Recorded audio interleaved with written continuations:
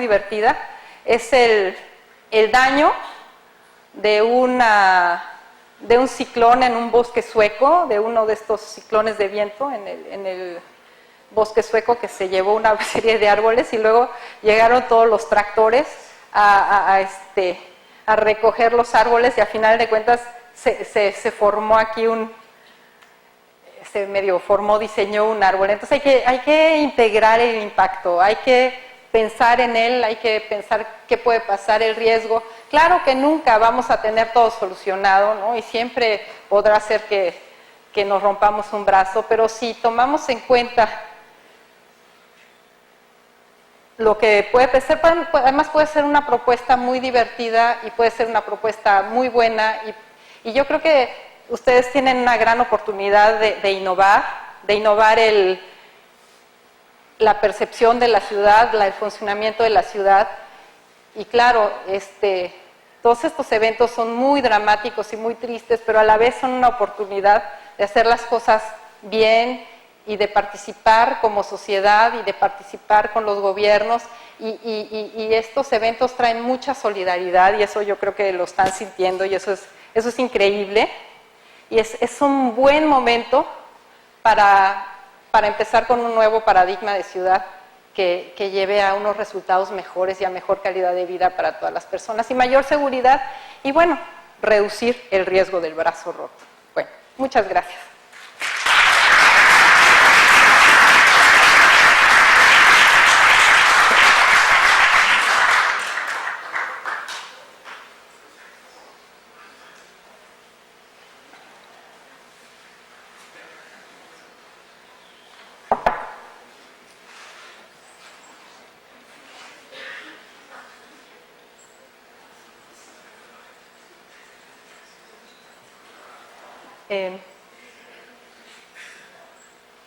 ¿Hay preguntas? ¿Propuestas? ¿Discusión? ¿Regaños? Me pidieron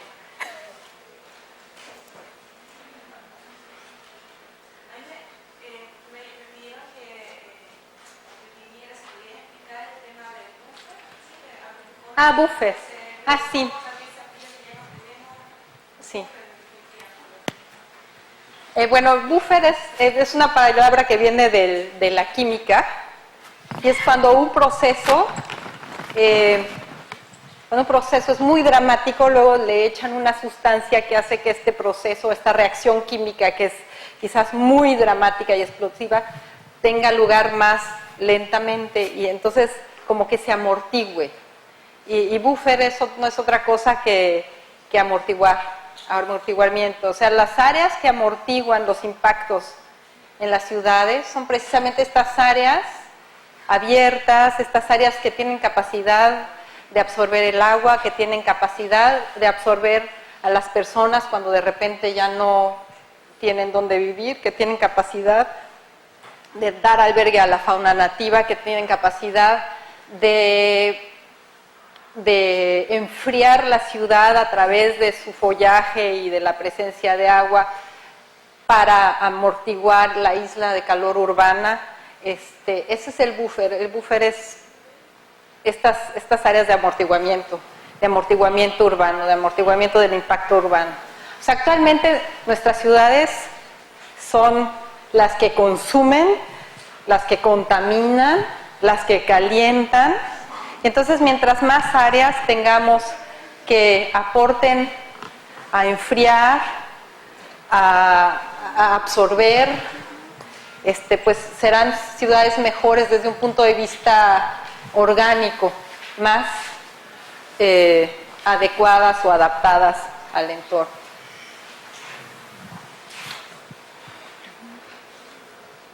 ¿Alguien más?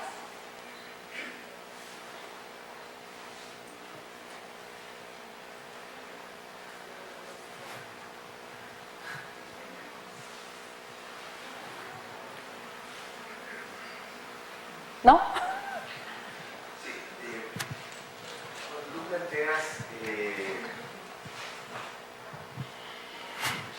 cuando tú planteas reconsiderar las áreas de riesgo, de poblarlas, limpiarlas de alguna manera, recuperarlas. Lógicamente estamos pensando... Los ciclones.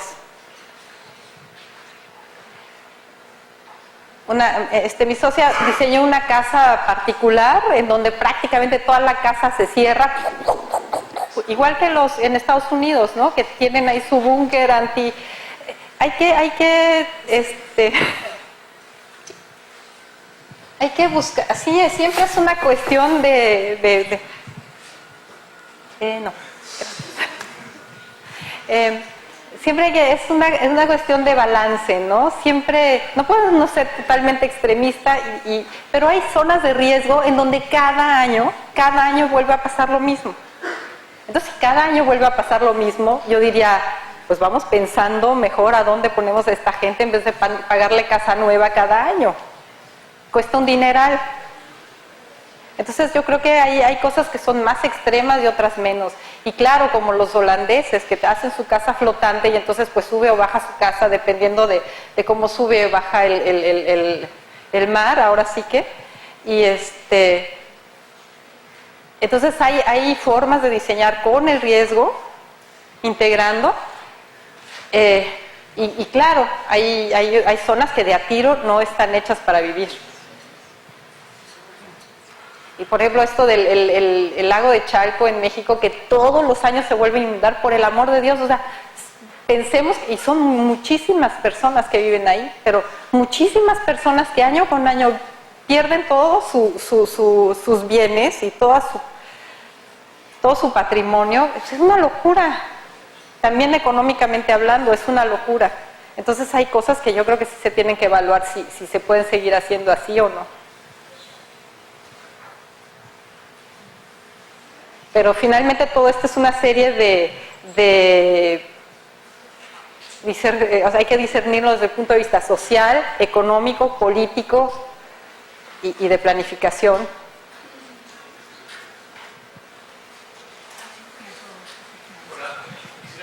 Hay otra área también que sería interesante integrar esto en las áreas verdes, los parques, y es que una vez sucedida la tragedia, pueden pasar varios días, aquí ocurrió por varias semanas incluso, que la gente no tiene dónde ir.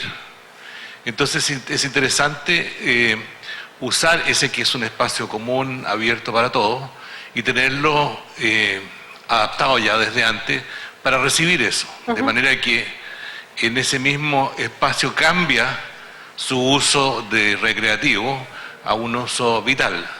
Entonces tú puedes tener reservas de agua, por ejemplo, conexiones eléctricas, claro, y la posibilidad de transformar con cierta rapidez en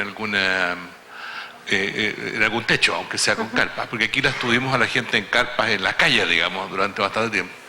Entonces sería interesante repensar las áreas verdes en su posible uso alternativo, claro, en estos casos. Claro, claro.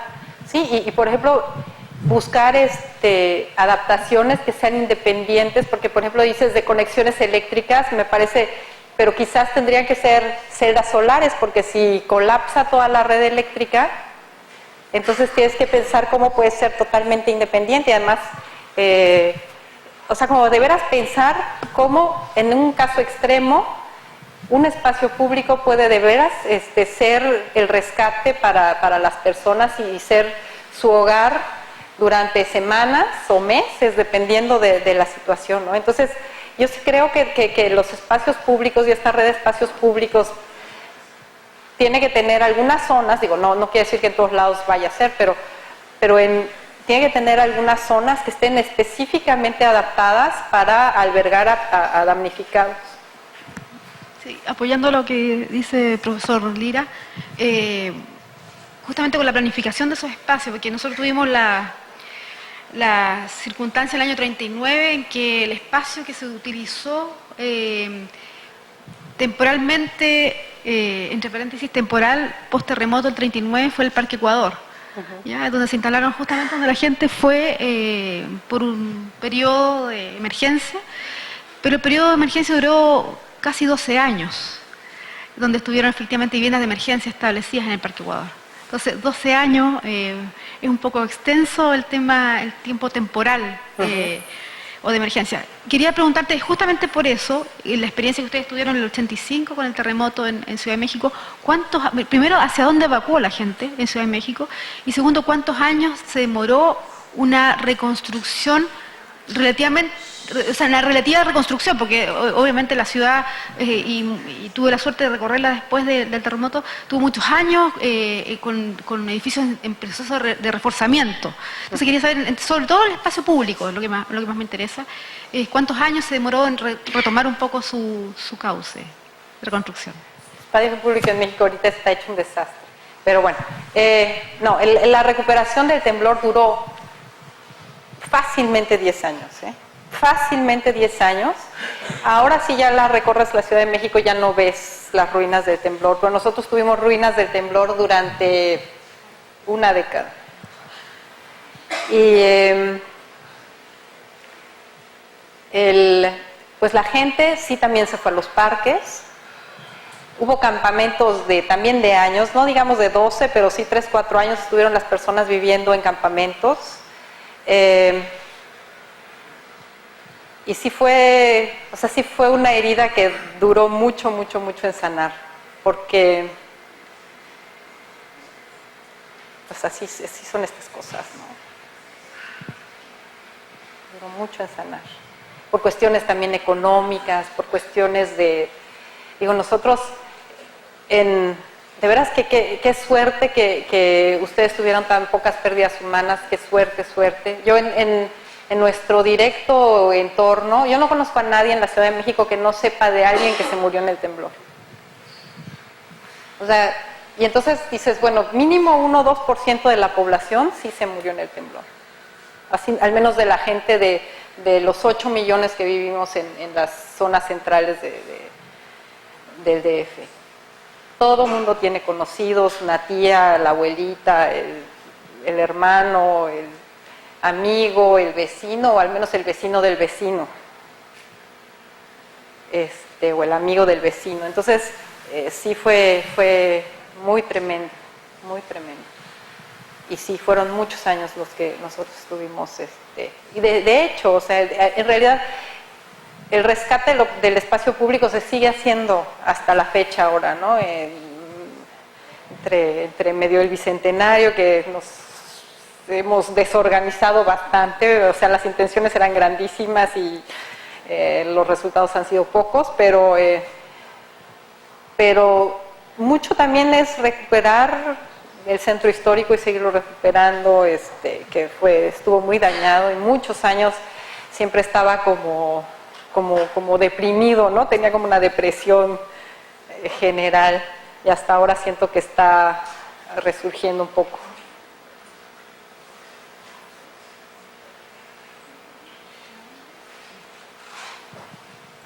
Vamos a hacer un alto de 10 minutos y volvemos a una mesa de diálogo integrado por profesores de la escuela.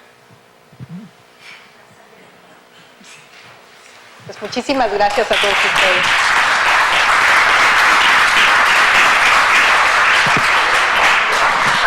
¿Funcionando? Sí. Vamos a continuar con la sesión de la mañana.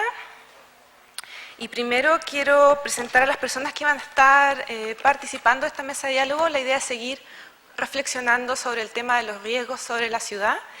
Bueno, está nuestra invitada Desiree Martínez, ¿no es cierto?, arquitecto del paisaje, presidente de la Federación Internacional de Arquitectos Paisajistas. También está Soledad Garay, arquitecto, directora de la carrera de arquitectura de la Universidad San Sebastián, docente en el taller de título, taller de segundo año, y participa del curso de emprendimiento. Va a estar Óscar Muevis, arquitecto, coordinador académico de la carrera de arquitectura de la misma universidad, docente en el taller de primer año de arquitectura, del curso de plástica y de taller de título. Stefan Frank, también arquitecto, magíster en historia de la arquitectura, profesor en los cursos de taller de primer año, análisis de la ciudad y de historia crítica de la arquitectura y ciudad. Yo voy a moderar la mesa de diálogo, Paula Villagra.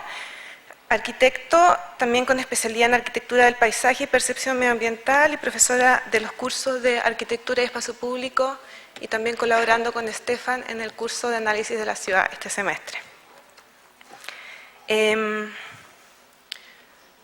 Estas son las preguntas que nos vamos a plantear hoy día, y les quiero leer un pequeño texto para ponerlos en contexto y para también empezar a generar imágenes en la cabeza de nuestros participantes hoy en día.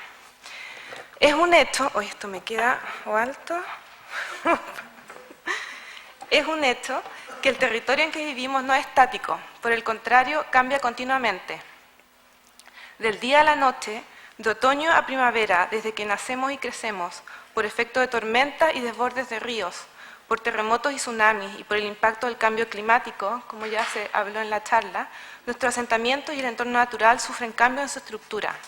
Solo basta acordarnos de lo que sucedió, ¿no es cierto?, hace 6 meses atrás en la ciudad de Concepción.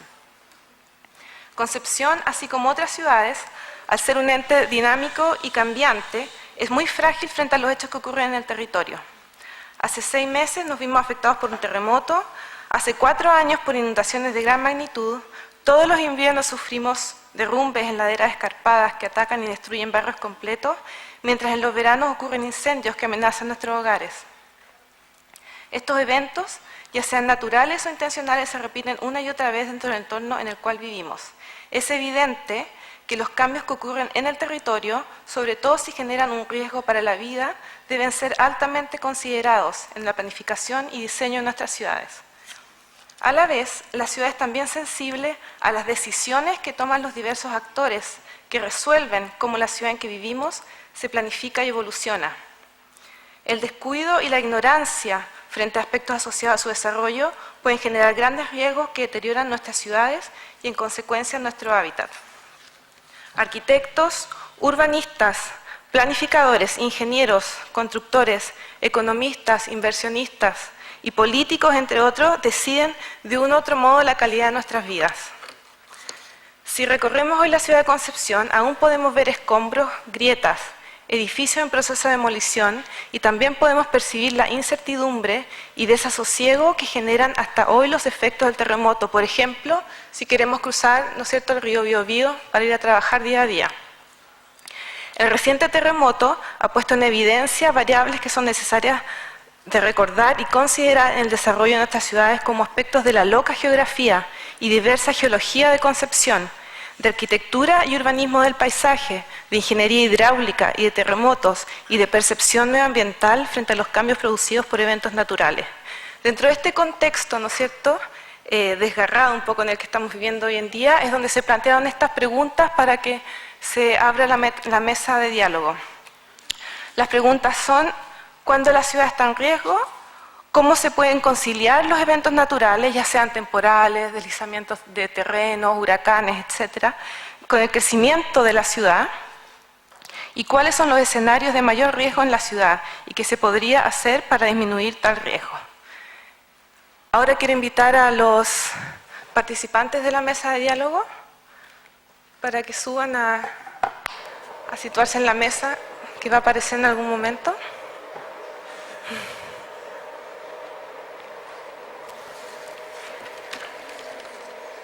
Vamos a dar al principio tiempo para que ellos discutan sobre estas preguntas. Después también queremos que ustedes desde el público participen con sus interrogantes, opiniones, observaciones que quieran dar frente a lo que se va a conversar acá adelante.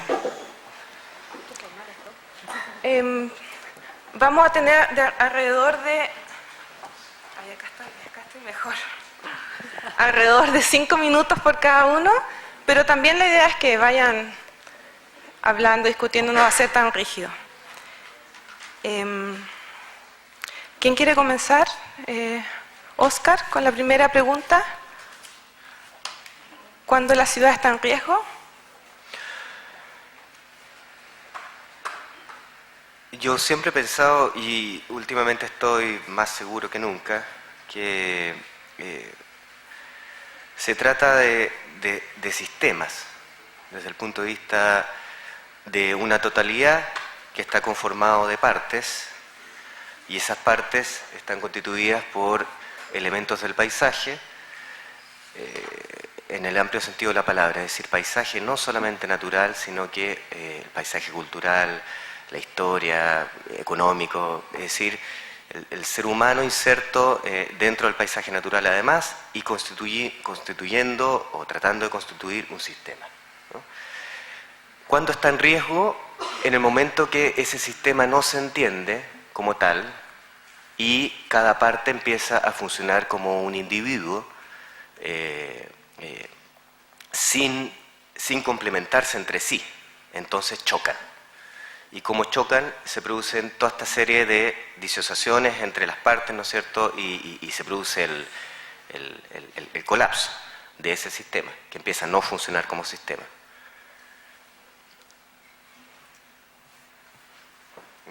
Perfecto. Soledad, ¿te gustaría continuar?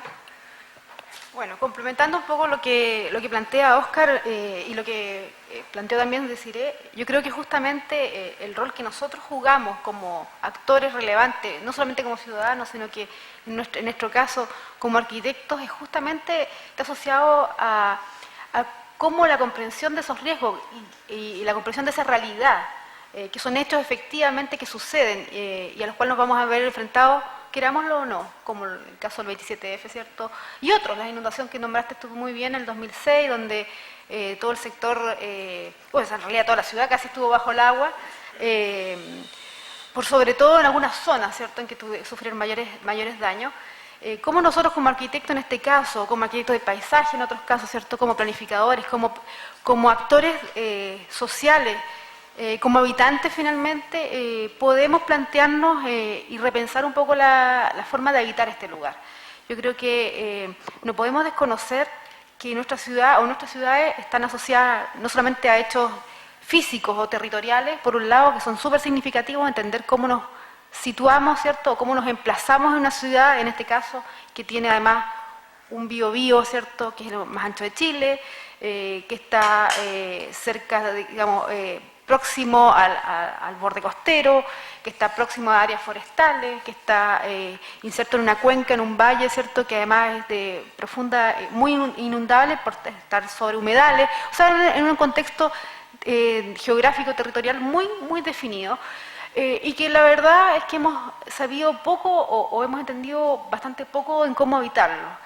Cómo plantearnos frente a un hecho que efectivamente tiene un sistema en equilibrio y que todos los días lo alteramos y lo desequilibramos. Entonces nuestro rol en este caso como arquitectos es realmente súper relevante entender en cómo podemos participar de ello y cómo por lo menos a través de nuestro actuar individual, entendiendo que somos finalmente un sistema, como dice el profesor Mois, cómo podemos articularnos entre nosotros para que efectivamente nuestro quehacer esté o aporte, ¿cierto?, o recoja o reconstruya, yo creo que esa es la gran mirada, este nuevo sistema de finalmente que es nuestra ciudad. Bueno, ¿cuándo está la ciudad en riesgo?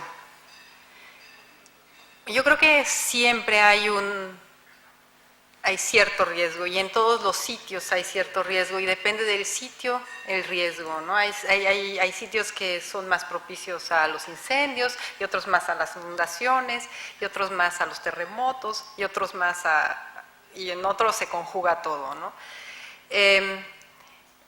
Yo creo este acercamiento sistémico a la ciudad, o sea, entender la ciudad como un sistema, yo creo que sí ayuda a mitigar los riesgos, sí ayuda a tener mejores ciudades, ciudades que funcionen mejor con la gente y con el entorno, porque finalmente es esto, el sistema de las personas, la ciudad, el entorno, como un hormiguero, ¿no? Un hormiguero funciona con su entorno, o un termitero, luego también llega la lluvia y lo derrumba, pero luego existe ya perfectamente el mecanismo para reconstruirlo. Igual los sistemas naturales, o sea, los sistemas naturales están adecuados a ciclos también. Luego llega la llanura de inundación, está hecha para que se inunde. Entonces la llanura de inundación se inunda y luego se desinunda. Si nosotros pensamos un poquito nuestras ciudades así como llanura de inundación o como hormiguero, que tienen ya la estrategia para crecer y decrecer, para construirse y desconstruirse, para moverse junto con la tierra. Creo que necesitamos un approach más dinámico, más adaptable, más elástico, más maleable de la ciudad y quizás también de nuestra percepción de las cosas. O sea, tenemos que vivir con el riesgo e integrar el riesgo en nuestras vidas un poco, y pues somos parte de esta tierra adolescente que le pasan cosas. Y nosotros también hemos contribuido a exacerbar esta dinámica, ¿no? Entonces también tenemos que asumir la responsabilidad de eso.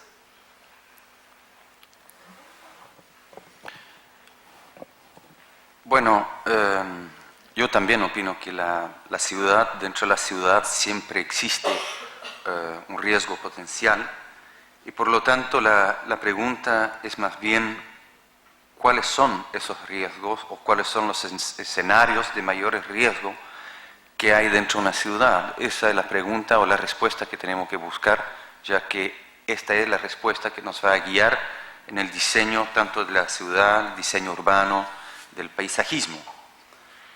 Ahora, inevitablemente está la gran pregunta, ¿dónde está el límite de intervención? En mi caso particular, al inicio que estaba aquí en Chile y sentí el primer temblor, suavecito, pero igual fuerte para una persona que viene del norte de Europa, tuve la gran pregunta: ¿por qué la gente vive acá si saben que en cualquier momento puede haber un terremoto fuerte, un tsunami? Y bueno, si están lejos de la costa no hay tsunami, pero hay volcanes. O sea, lo mismo pasa con otros países: Japón, en la costa oeste de Estados Unidos, Los Ángeles, San Francisco, en cualquier momento, entre comillas, de nuevo, dentro de una realidad de cualquier momento, puede ser hoy como en 500 años, pero ¿cómo es posible que la gente viva allá? ¿Cómo es posible que se invierta tanto dinero en construcciones, diseño, en zonas de tantos riesgos? Eso es lo que pensaba hace 15 años atrás, y sigo aquí, debajo de este edificio que estoy a punto de caer, yo creo. Entonces, el ser humano... No estamos en riesgo, deciré, por si acaso, ahora. Sí, eso dicen. Para que sigan conversando relajadamente. No te preocupes, apresuremos. la viga que se rompió no está aquí sobre nuestra cabeza. Bueno, Está ahí. entonces yo creo que el tema interesante es primero preguntarse dónde está ese límite, la línea, donde uno puede solucionar una situación de riesgo. Obviamente sea a través del sistema de comunicación, a través de espacios o áreas verdes como zonas de reserva, y que ofrece una diversidad de funciones, sea para refugiarse, arrancar o huir. Y eso inevitablemente está relacionado con la pregunta: ¿cómo conciliar los eventos naturales con el crecimiento de la ciudad? De nuevo, ¿hasta dónde puede llegar el crecimiento de la ciudad? Yo creo que el tema clave es considerar plenamente las condiciones del lugar, clima, suelo, y también ese tema de los terremotos y los tsunamis, y que el crecimiento o el desarrollo de la ciudad considera plenamente y con honestidad esas condiciones. Y ahí es necesario la intervención de una autoridad, sea nacional o regional, y que tenga de cierta forma la capacidad de imponer esas condiciones. En Europa muchas veces se alaba la actitud de la gente frente al medio ambiente, que son muy ecológicos y que tienen un nivel cultural, por lo tanto, altísimo, pero muchas cosas lo hacen porque si no lo hacen, les sale caro, aparecen multas, y eso la gente a veces no lo sabe. No es por un tema cultural nomás, es porque se impone a través de costos, porque la autoridad sabe que la no consideración del lugar también genera un costo altísimo a mediano y largo plazo. Menos mal que Concepción aguantó, yo creo, bien el terremoto que hubo en febrero. Y una ciudad que no responde bien y se cae 3/4 de los edificios, genera un costo altísimo, hay que considerarlo, genera un costo altísimo a corto y mediano plazo. Por lo tanto, la prevención es un tema financiero, inevitablemente. No solamente eso, pero es también un tema financiero. Pero uno se enfrenta a un aspecto cultural. ¿Cómo es posible que en Chile se esté construyendo ciudades tan grandes sabiendo que en cualquier momento pueden ser demolidas? ¿Cómo es posible que la gente de Chaitén insiste en vivir en este pueblo conociendo todos los riesgos que significa la presencia del volcán Chaitén? Sin embargo, siguen insistiendo en reconstruir el pueblo que fue destruido. Lo mismo pasa con Concepción y todo Chile. Entonces, ahí hay un debate, una discusión que implica un tema técnico, financiero y cultural. Entonces es muy difícil, yo creo, definir dónde está este límite de qué es lo que se puede o debe solucionar a través del diseño y qué es lo que no hay que tocar, porque simplemente no tiene sentido. Gracias, Stefan.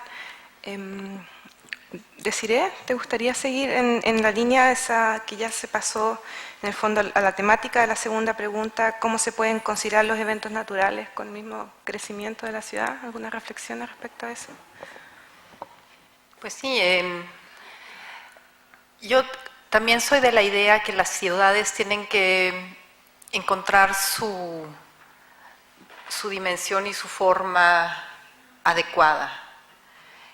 Y ahí se necesita pues una conciencia ciudadana, porque digo, los políticos reaccionan a la conciencia ciudadana, si no hay tal...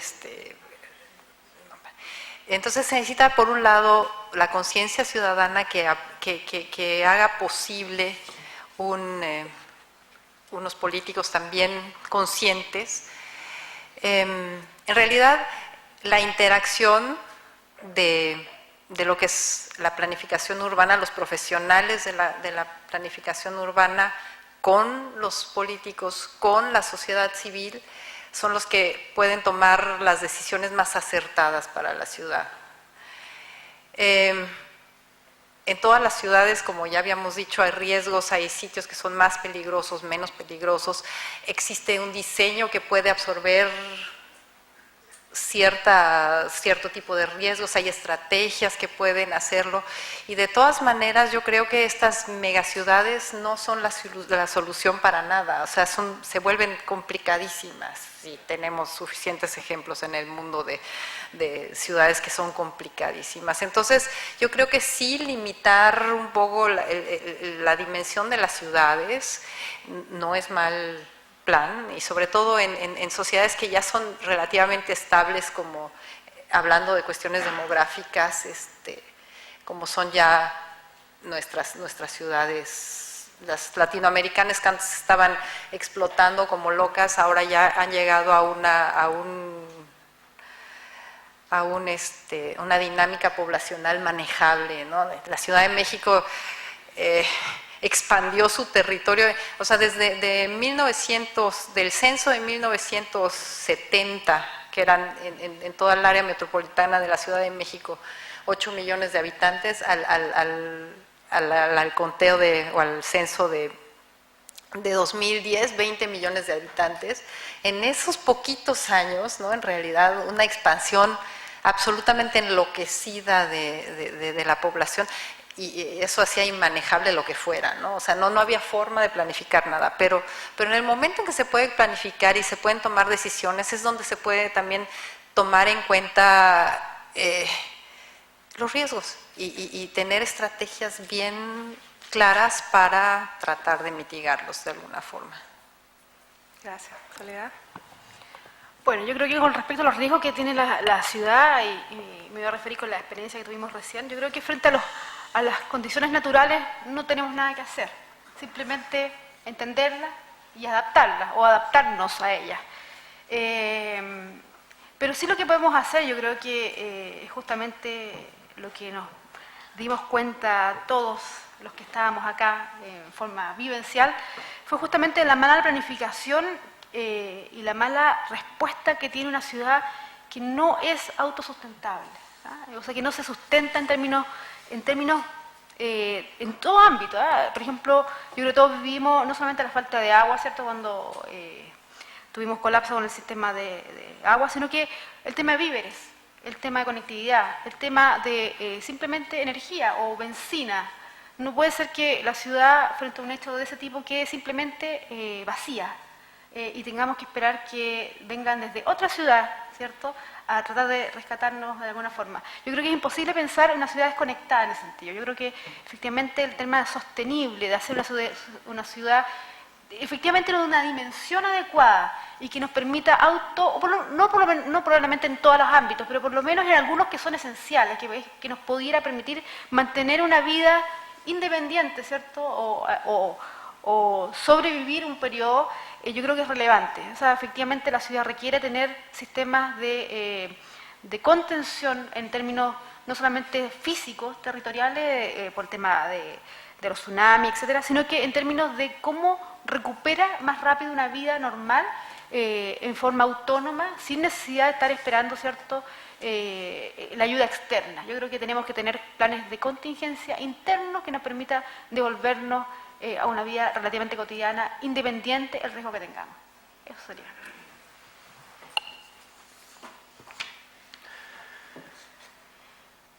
Adelante. ¿Me puede repetir la pregunta? Ningún problema. ¿Cómo se pueden conciliar los eventos naturales con el crecimiento de la ciudad?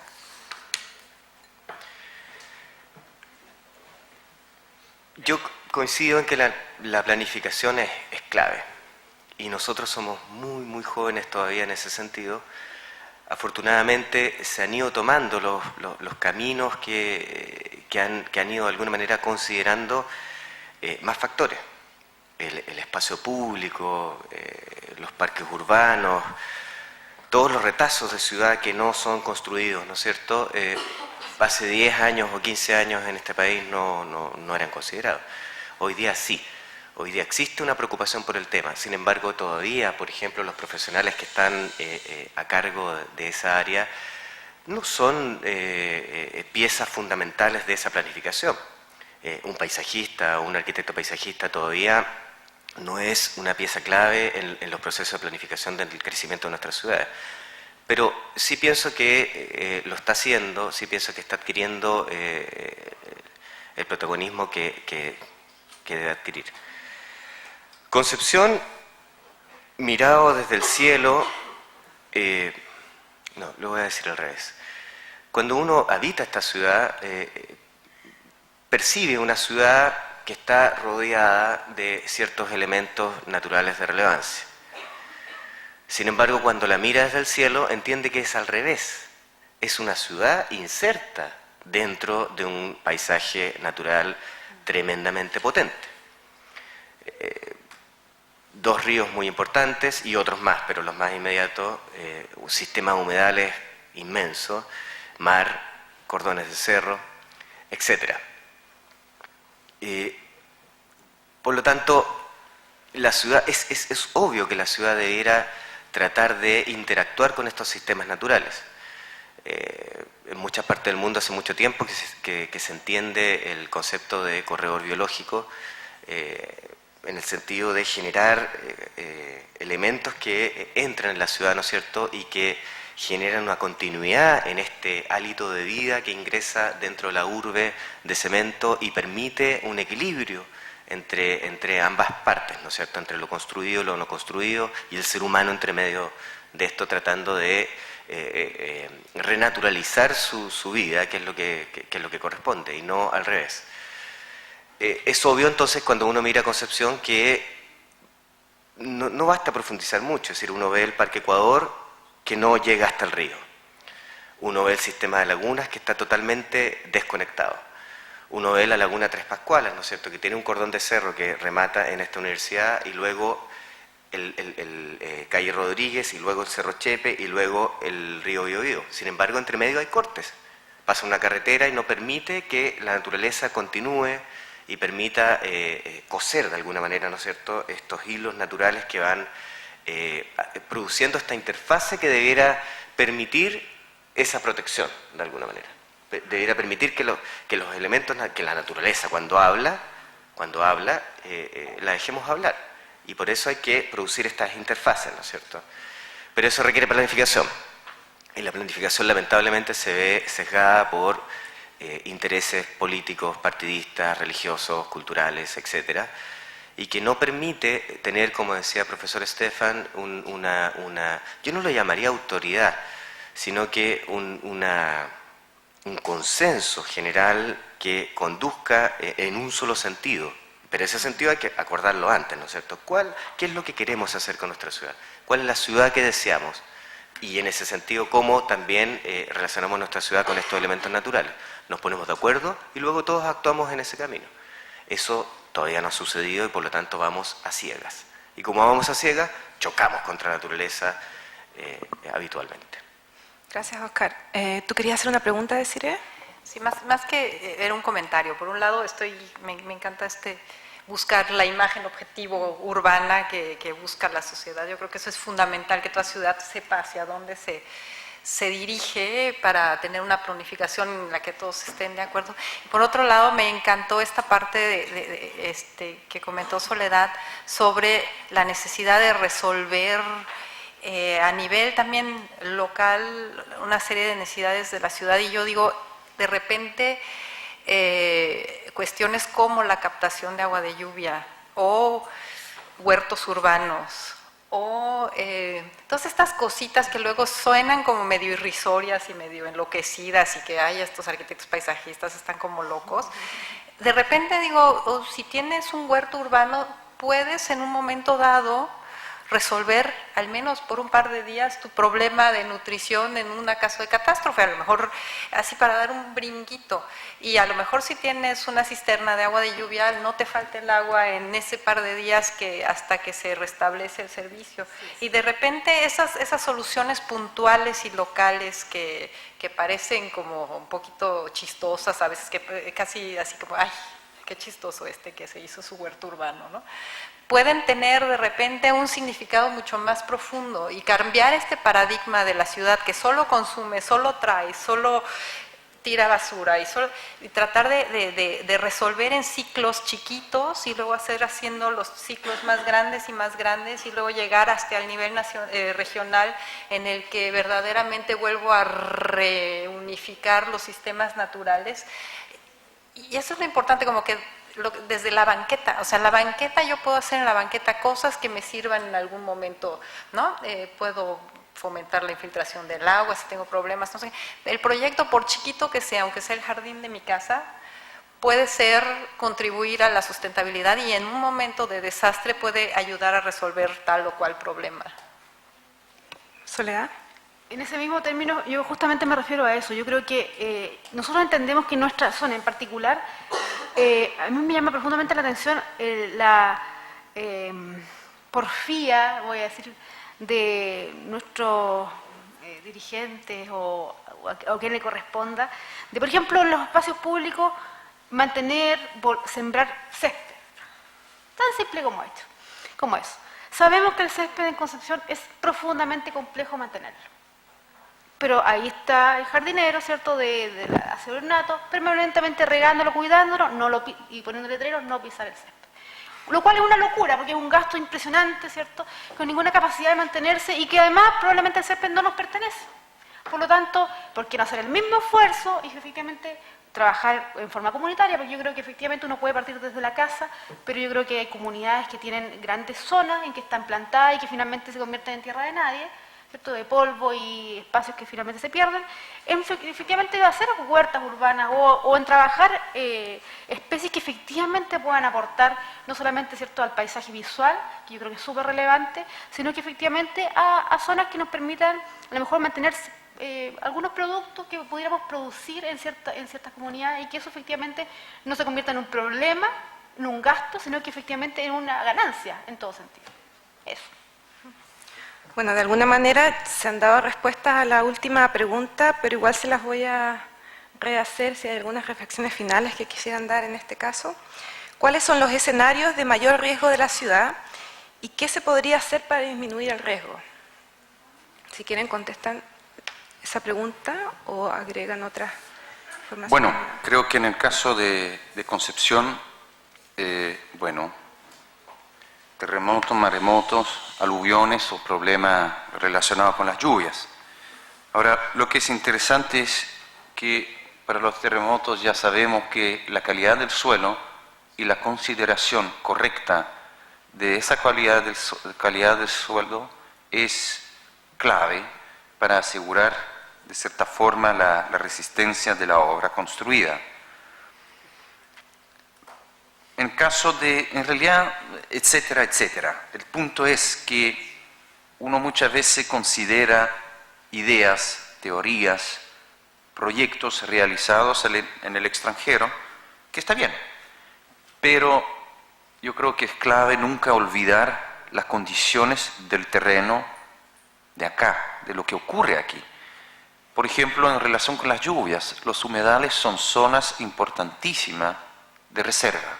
Bien, y sin embargo, pensando en proyectos muy ambiciosos, se propone, por ejemplo, rellenar toda la zona, un sector importante detrás del aeropuerto para la plataforma logística, y ahí está la gran pregunta. Bueno, todos esos metros cúbicos, esos miles de metros cúbicos que tenía el río Andalién como reserva, ¿Dónde van a ubicar este vacío? Bueno, el río sí o sí va a encontrar un espacio, un área, por si el caudal es demasiado alto. Y probablemente será en el Valle Nonguén, que es una zona muy habitada. Pero esos proyectos ambiciosos pasan por encima de la realidad del terreno. Lo mismo con, por ejemplo, las edificaciones en altura. Los Carreras es un eje muy importante. Entonces se dijo, aquí se pueden ubicar edificaciones en altura cuya escala corresponde con la escala de la calle o de la avenida. Bien. Sin embargo, Los Carreras era una zona donde se echaron todos los escombros generados por la demolición de viviendas después del terremoto de 1939. O sea, un suelo de malísima calidad. Pero de nuevo, el proyecto urbano pasó por encima de la realidad del terreno. También, por ejemplo, tenemos maremotos aquí. ¿Por qué no decir que no pueden haber construcciones definitivas bajo un cierto nivel? A lo mejor Chile va a ser el único país que va a hacer esto. Pero, y se va a ver raro, ¿por qué no hay viviendas frente al mar como en cualquier otra parte del mundo, entre comillas? A lo mejor esa no es la solución más adecuada, pero esa consideración de la particularidad del lugar justamente lleva a crear algo que no existe y es un problema que es la construcción, la edificación de la identidad. Si uno aplica sistemas, ideas desde afuera y no considera la particularidad del lugar nuestro, bueno, se va la identidad y ahí mismo está la identidad, en considerar las particularidades del lugar. Gracias, Stefan. ¿Alguno desearía continuar con la...? A ver, cortitito nada más. Esto de la particularidad del lugar me gusta mucho y me gusta luego también revisar en la historia cómo se adaptó la sociedad antes a estas particularidades del lugar, ¿no? La chinampa en México, cómo surgió la chinampa, cómo surgió este sistema, respondiendo simple y sencillamente a las particularidades del sitio, a las condicionantes muy especiales de ese sitio. Entonces, y eso es lo que generó identidad también, generó un paisaje muy especial, que es el paisaje chinampero de Xochimilco, estos camellones de tierra con los agüejotes, que son los agüejotes, es un sálix, un sauce columnar que tiene la función de sostener la tierra. Entonces es un sistema pensado para ese sitio, para ese uso de suelo, para esas condiciones específicas y para resolver una serie de problemas recurrentes con el dique y las terrazas. Era un sistema de paisaje que funcionaba para generar mejores condiciones productivas, mejor calidad de vida y finalmente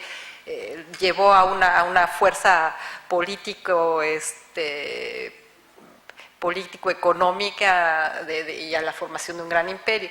Pero pues en realidad, desde el punto de vista del manejo del paisaje, me parece un proyecto ejemplar, como pocas veces vemos en la actualidad, en realidad, o sea, donde se consideraron sobre todo y para empezar las condiciones del sitio.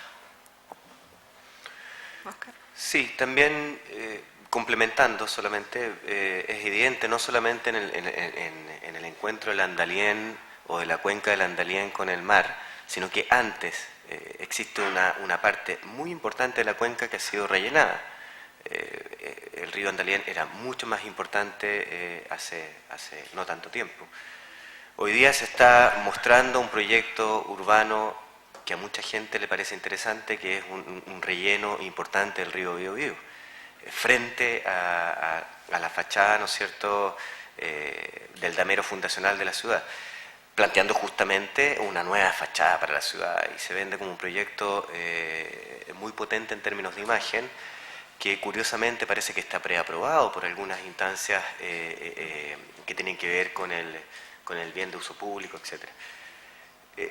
Es complejo entender por qué suceden esas cosas y tiene que ver con muchos factores. Parte importante es la educación de la ciudadanía en el sentido de entender o tomar conciencia del valor de esos elementos y cuidarlos.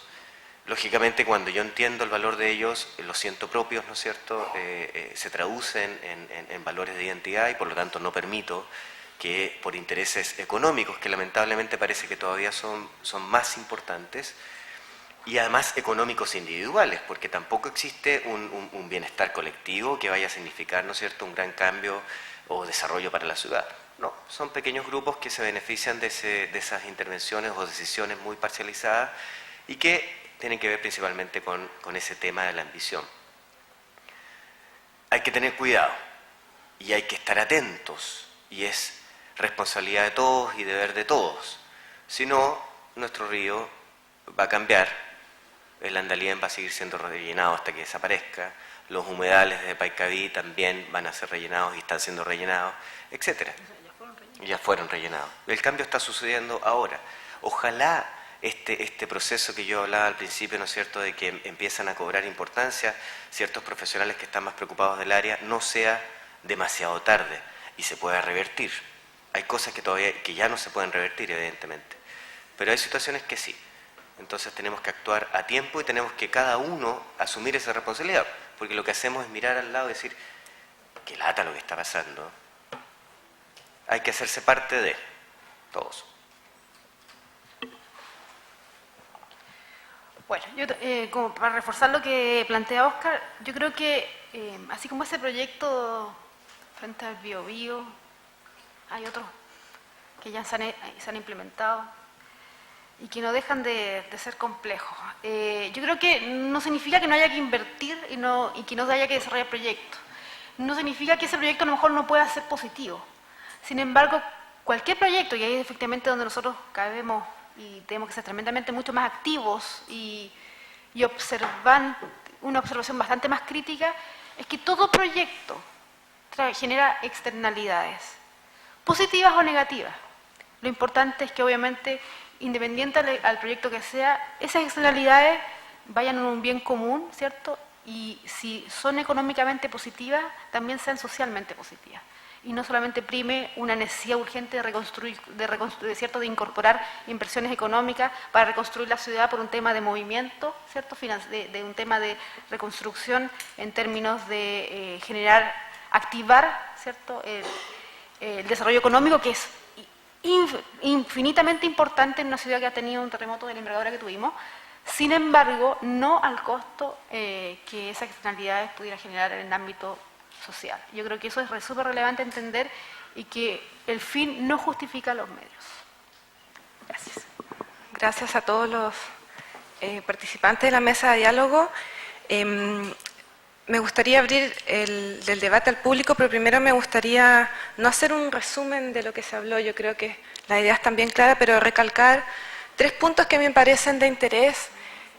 Primero, como se decía, muchos lo nombraban en la mesa de diálogo, pensar la ciudad como un sistema, pero no como un sistema que termina en el suelo que pisamos o termina en lo que alcanzamos a ver con la vista. La ciudad de Concepción empieza, los efectos de la ciudad de Concepción también se ven, en lo que sucede en la ciudad se ve involucrado también lo que pasa, por ejemplo, donde empieza el río Biobío. Efectos que sucedan allá, situaciones de esas afectan a la ciudad. Los edificios construidos también se afecta a lo que pasa bajo el suelo. Entonces es un sistema, como bien lo decían muchos de ellos, es un sistema integrado dentro de un sistema mayor que tiene una forma de engranarse natural. Y a la vez nosotros tenemos que también ver cómo engranarnos con ello o si estamos desengranados, cómo a través de nuestros proyectos generar esos hilos críticos, ¿no es cierto?, que han sido rotos. Por otro lado, también se hablaba de la generalidad, no me acuerdo quién lo mencionó, que lo encuentro interesante porque, claro, después del tema de la reconstrucción, se dijo, todos construimos sobre la cota 20, y se dice eso en un país que tiene una de las más diversas geografías del mundo, de vegetación, de clima, etc. Entonces pensar que qué sucede en toda la costa sobre la cota 20 es distinto en todas las regiones, y eso también se mide cuando se toman esas decisiones tan tajantes para todo un país, ¿no es cierto? Por último, en septiembre va a entrar en vigencia la nueva institucionalidad ambiental, que va a traer muchas cosas que han sido coordinadas por otros organismos como la CONAF, CONAMA, etcétera, ¿no es cierto?, el Ministerio de Medio Ambiente, y ahí está la oportunidad de exigirle a ese ministerio que tome las riendas y en vez solo de coordinar, que también se preocupe de integrar los diversos layers que constituyen una ciudad, ¿no es cierto?, las viviendas, instituciones, etcétera, pero también terremotos, tsunami, incendio, derrumbe, etcétera. Y yo creo que esa es una oportunidad que hay que exigirle a ese ministerio que no se la pierda, y los que se han informado bien con el tema, estar atentos a lo que se va haciendo desde septiembre en adelante. Bueno, me gustaría dejar las opiniones al público, sus impresiones.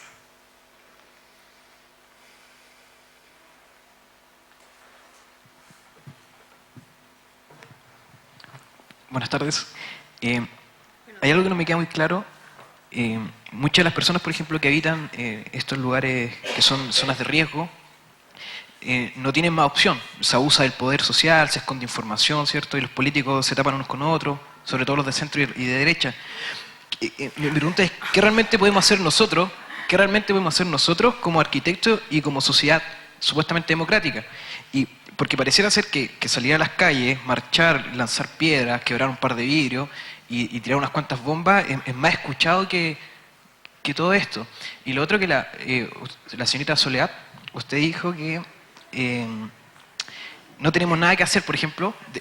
Después algo explicó, pero aún así no entendí mucho. Usted dijo que no tenemos nada que hacer, solo entender. ¿Ya? Y como que pareciera que eso es lo que se llega a conclusión, en el sentido de que al final, ¿qué podemos hacer? O sea, ¿qué realmente se puede hacer? Porque si no, no tendría sentido ni la charla. No sé, eso. No, a lo mejor no me entendiste. Lo que me refiero es que frente a los eventos naturales no tenemos nada que hacer nosotros. Solamente escucharlo y entenderlo. A eso me refería. No, con respecto a todo, al resto, todo lo anteriores. Y con respecto a tu comentario, yo creo que el mal de los políticos es transversal. Por si acaso. Me consta. También diría yo una respuesta natural, que es: hay que trabajar en conciencia y con rigor, con disciplina y con mucha pasión y sin derrumbarse. O sea, no pensar nunca que ya no es suficiente, que no se va a poder hacer. Hay que seguir con fuerza, hay que aprender a transar en el camino. Muchísimas veces uno no saca nada con ser tan idealista en pensar que como dice Soledad, es decir, hay otros factores, ¿no es cierto? Hay desarrollos económicos, entonces hay que entender que sí es necesario intervenir. El tema es cómo intervenir y de qué manera yo puedo contribuir desde mi tribuna, desde mi lugar, en lo que me toque hacer, ¿no es cierto?, siempre consciente de que de que lo que haga va a tener consecuencias. Entonces, trabajar profundamente, con rigor y con disciplina y con pasión.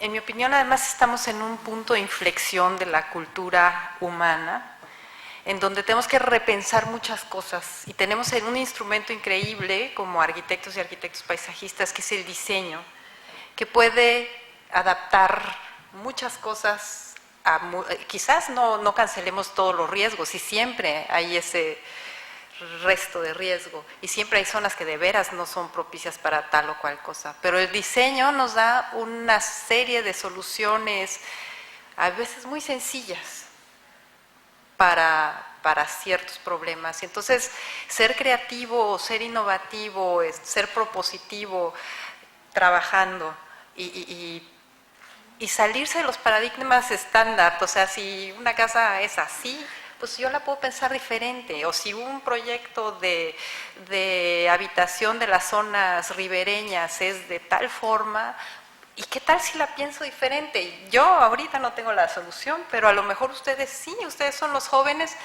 piénsenle. Sí. ¿Otra Gracias. consulta?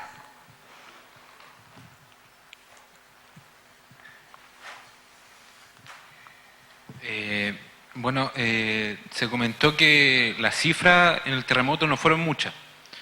Fueron cerca de 700 muertos, pero eso no va en proporción con la magnitud del terremoto, ya que fue solamente casualidad que fue solamente en verano y fue en la madrugada. Se le consultó al jefe de emergencia acá de la zona de Concepción por el tema de seguridad del terremoto, a lo que él dijo que ningún sistema de seguridad en el mundo está preparado para una catástrofe como esta. Tampoco a lo mejor la ciudad a lo mejor respondió muy bien, pero el borde costero tuvo muchos problemas. Mi pregunta es básicamente que con todo este tema de la reconstrucción del borde costero y que además es una fuente de trabajo para mucha gente del país, ¿qué se puede hacer que, por ejemplo, entre la primera y la cuarta región en el norte y entre la 10ª y la 12ª región en el sur vive casi el 100% de la gente en el borde costero? O sea, muchos arquitectos de renombre, no quiero nombrar a ninguno, pero por decir arquitectos que son con mucho estudio y mucha experiencia, lo único que dicen es que si es que de ellos dependiera, no construirían en el borde costero.